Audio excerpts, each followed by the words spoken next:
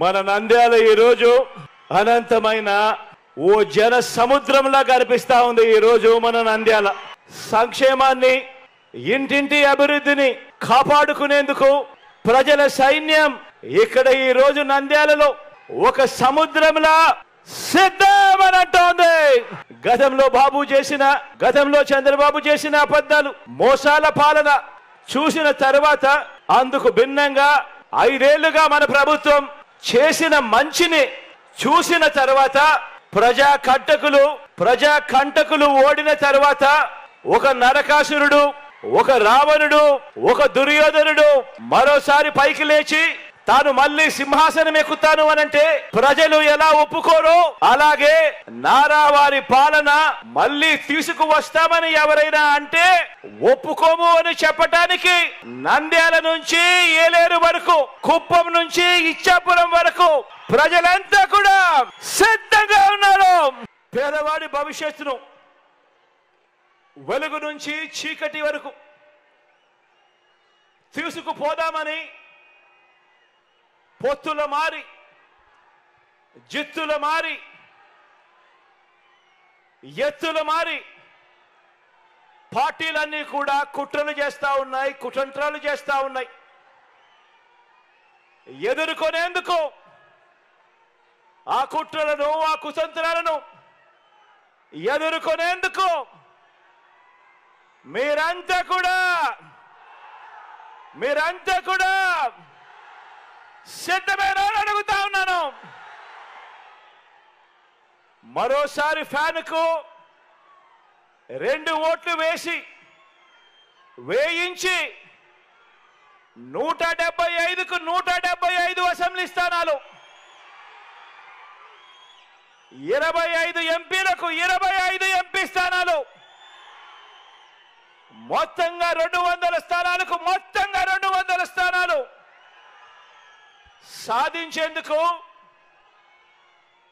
సాధించి double century సర్కార్ను స్థాపించేందుకు మీరంతా కూడా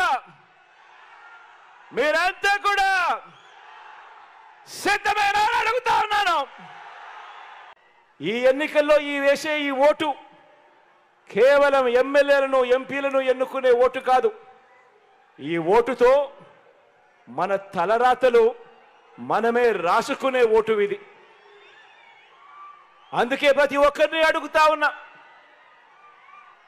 ప్రతి ఒక్కరూ కూడా చివరకు మనకు ఓటు వేయని వారందరినీ కూడా అడుగుతా ఉన్నాను. గత ఎన్నికల్లో ఓటు వేయని వారిని కూడా అడుగుతా ఉన్నాను. ప్రతి ఒక్కరూ కూడా మీరు మీ కుటుంబానికి ఎవరి పాలనలో మంచి జరిగింది అన్నది ఆలోచన చేయమని కోరుతా ఉన్నా. ఓటు వేసే ముందు ఆలోచన చేయమని అడుగుతా ఉన్నా. రైతులుగా, వృత్తుల వారిగా, సామాజిక వర్గాల వారిగా అందరూ కూడా ఆలోచన చేయండి. ఇంటికి వెళ్ళి మీ ఇల్లాలితో ఆలోచన చేయండి. ఇంటికి వెళ్ళి మీ పిల్లలతో ఆలోచన చేయండి. ఇంటికి వెళ్ళి మీ ఇంట్లో ఉన్న మీ అవ్వ తాతలతో కూర్చొని ఆలోచన చేయండి. అందరూ కూడా ఆలోచన చేయండి. ఎవరి వల్ల, ఎవరి పాలనలో మీ కుటుంబానికి మంచి జరిగింది, మంచి చేసే మనసు ఏ పాలకుడికి ఉంది అని ఇంటికి వెళ్ళి అందరితోనూ మాట్లాడి ప్రతి ఒక్కరూ కూడా ఆలోచన చేయమని కోరుతా ఉన్నా. ఆలోచన చేసి సరైన నిర్ణయం తీసుకోండి అని చెప్పి ఈరోజు ఈ సభ ద్వారా రాష్ట్ర ప్రజలందరినీ కూడా ఈరోజు కోరుతా ఉన్నా. ఎందుకనంటే ఈ ఎన్నికలతో మీ కుటుంబాల భవిష్యత్ అన్నది నిర్ణయం అవుతుంది అన్నది ప్రతి ఒక్కరూ గుర్తుపెట్టుకోమని కోరుతా ఉన్నా. ఈ ముఖ్యమైన హామీలు ఇంతటితో ఇంకా ఆగిపోలేదు, ఇంకా ఉన్నాయి ముఖ్యమైన హామీలు. అర్హులైన వారందరికీ 3 సెంట్ల స్థలం, అర్హులైన వారందరికీ 3 సెంట్ల స్థలం, కట్టుకునేందుకు పక్కా ఇల్లు, ఇందులో ముఖ్యమైన హామీగా రాశాడు. పేదలందరికీ అర్హులైన వాళ్ళందరికీ 3 సెంట్ల స్థలం కట్టుకునేందుకు పక్కా ఇల్లు. నేను అడుగుతా ఉన్నా కనీసం ఏ పేదవాడికైనా కూడా 1 సెంట్ అయినా స్థలం ఇచ్చాడా అని అడుగుతా ఉన్నా. ఇదే నంద్యాల జిల్లాలోనే ఇచ్చాడని అడుగుతా ఉన్నాను. ఇలా 2 జిల్లా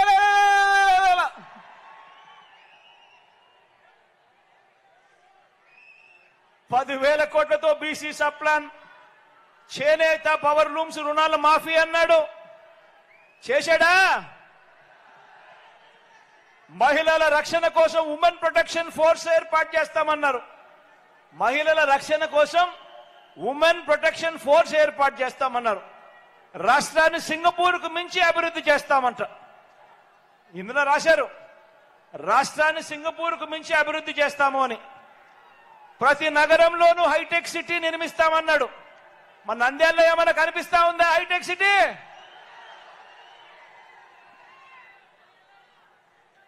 ఇవన్నీ కూడా ముఖ్యమైన హామీలంటూ 2014లో ఇదే చంద్రబాబు సంతకం పెట్టి ఒకవైపున ఆయన ఫోటో, ఒకవైపున మోడీ గారి ఫోటో, మరోవైపున దత్తపుత్రుడి ఫోటోతో ప్రతి ఇంటికి కూడా పంపించారు.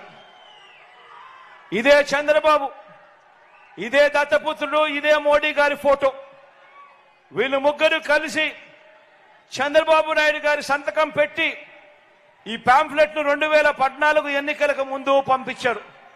నేను అడుగుతా ఉన్నాను, ఇందులో కనీసం ఏ ఒక్క హామీ అయినా మీరు నెరవేర్చారా అని అడుగుతా ఉన్నాను మీ అందరినీ కూడా. ప్రత్యేక హోదా ఇచ్చారా అని అడుగుతా ఉన్నాను నేను మిమ్మల్ని అందరినీ కూడా. ప్రత్యేక హోదా ఇవ్వలేదు, ఏ ఒక్క హామీని నెరవేర్చలేదు. ఇవ్వకపోగా మళ్ళీ ఇదే ముగ్గురు కలిసి మళ్ళీ మోసం చేసేందుకు ఈరోజు సూపర్ 6 అట, ఈరోజు సూపర్ 7 అట, కొత్త కొత్త మోసాలతో, కొత్త కొత్త పదాలతో మళ్ళీ రంగురంగుల మేనిఫెస్టో తీసుకొచ్చేందుకు వీళ్ళు ముగ్గురు కూడా అడుగులు వేస్తా ఉన్నారు. ప్రతి ఇంటికి కేజీ బంగారం ఇస్తాము అని చెప్తా ఉన్నారు. ఈ ముగ్గురు కలిసి సూపర్ 6 అట, సూపర్ 7 అట, ప్రతి ఇంటికి కేజీ బంగారం అట, ప్రతి ఇంటికి బెంచ్ కారు కొనిస్తారట. ఆలోచన చేయమని అడుగుతా ఉన్నా. రాజకీయాలలో ఉన్నప్పుడు నాయకుడు అనేవాడు ఎలా ఉండాలి అని అంటే, ప్రతి కార్యకర్త కూడా అదిగో మా నాయకుడు, తానే మా నాయకుడు అని కాలర్ ఎగరేసుకొని అదిగో మా నాయకుడు అని చెప్పే విధంగా నాయకుడు ఉండాలి. విలువలు ఉండాలి, విశ్వసనీయత అన్న పదానికి అర్థం ఉండాలి. కానీ ఈరోజు మోసం చేయడానికి, కుర్చీ ఎక్కడానికి, ఏ గడ్డైనా సరే తినడానికి సిద్ధం అని అంటా ఉన్న ఇలాంటి అధ్వానమైన పాలకులు ఈ రాష్ట్రానికి కావాలా అన్నది ప్రతి ఒక్కరూ కూడా ఆలోచన చేయమని చెప్పి నేను కోరుతా ఉన్నాను. దానికి ఏం మంచి జరుగుతుంది అన్నది అందరూ కూడా ఆలోచన చేయమని కోరుతా ఉన్నా. అదే రాష్ట్రం, అదే బడ్జెట్. కానీ ఈరోజు మీ జగన్ ముఖ్యమంత్రి అయిన తర్వాత, మీ బిడ్డ ముఖ్యమంత్రి అయిన తర్వాత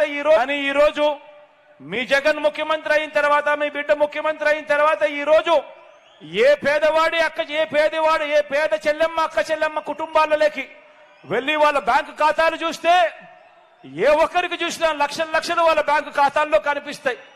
ఏకంగా 2,70,000 కోట్ల రూపాయలు మీ బిడ్డ నా అక్క చెల్లెమ్మల కుటుంబాలకు మంచి జరగాలి అని చెప్పి ఈరోజు పంపించిన చరిత్ర కనిపిస్తుంది. కానీ ఇదే చంద్రబాబు నాయుడు గారు ముఖ్యమంత్రిగా ఉండి ఆ 5 సంవత్సరాలలో తాను చేసింది ఏమిటి, తాను ఎందుకు జగన్లా చేయలేకపోయాడు అని అంటే కారణం వాళ్ళ ధ్యాస, వాళ్ళ చింత పేదవాడికి మంచి చేయడం గురించి కాదు. వాళ్ళ ధ్యాస, వాళ్ళ చింత దోచుకోవడము, దోచుకున్నది పంచుకోవడం తప్ప వాళ్ళ ధ్యాస, చింత లేదు అన్నది ప్రతి ఒక్కరూ కూడా ఆలోచన చేయమని అడుగుతా ఉన్నా. మరో వంక మీ జగన్ మనందరి పాలనను చూడండి. మేనిఫెస్టోలో చెప్పిన 99% వాగ్దానాలను నెరవేర్చి గ్రామంలో ప్రతి గ్రామంలోనూ ఇదిగో మార్పు, పేదల ఇంట్లో ఇదిగో మార్పు, సామాజిక వర్గాలలో ఇదిగో మార్పు, అక్క చెల్లెమ్మల జీవితాలలో ఇవిగో వెలుగులు, పిల్లల భవిష్యత్తులో ఇవిగో దారులు అంటూ సగర్వంగా ఇంటింటికి వెళ్ళి ఓటు అడిగే పరిస్థితి మన 58 నెలల పాలనలో ప్రతి కార్యకర్త కూడా గ్రామంలో కాలర్ ఎగరేసుకొని వెళ్ళి మాట్లాడే పరిస్థితి ఈ 58 నెలల కాలంలో వచ్చింది మీ జగన్ వల్ల. జరిగింది ఈ 58 నెలల్లోనే జరిగింది మన వైఎస్ఆర్ కాంగ్రెస్ పార్టీ ప్రభుత్వంలోనే అని చెప్పడానికి గర్వపడతా ఉన్నా. మంచి చేసిన మీ జగన్ మీ అందరినీ దేవుడిని నమ్ముకొని ఎన్నికల బరిలో ఉంటే చెడు చేసిన బాబు పొత్తుల్ని, మోసాలని, అబద్ధాలని, కుట్రల్ని నమ్ముకొని ఈరోజు చంద్రబాబు నాయుడు గారు రాజకీయాలు చేస్తా ఉన్నారు. ఇదంతా చూస్తే మనందరికీ కూడా అర్థమయ్యేది ఒక్కటే, మరో ధర్మ అధర్మ యుద్ధానికి రెడీ కావాల్సిన టైం వచ్చింది. మరో ధర్మ అధర్మ యుద్ధానికి రెడీ కావాల్సిన టైం వచ్చింది. ఈ యుద్ధంలో ధర్మం వైపున మీరు నిలబడడానికి, యుద్ధం చేయడానికి మీరంతా కూడా సిద్ధమేనా అని అడుగుతా ఉన్నాను. జెండాలు జతకట్టిన వారికి, జనం గుండెల్లో గుడి కట్టిన మనకు మధ్య జరగబోయే ఎన్నికల్లో ఎవరు ఏం చేశారో ఇంటింటికి వెళ్ళి చెప్పడానికి, ఇంటింటికి వెళ్ళి అర్థమయ్యేలా చెప్పడానికి, ఓటు అడిగేందుకు మీరంతా కూడా సిద్ధమేనా అని అడుగుతా ఉన్నాను. Please subscribe Telugu politics.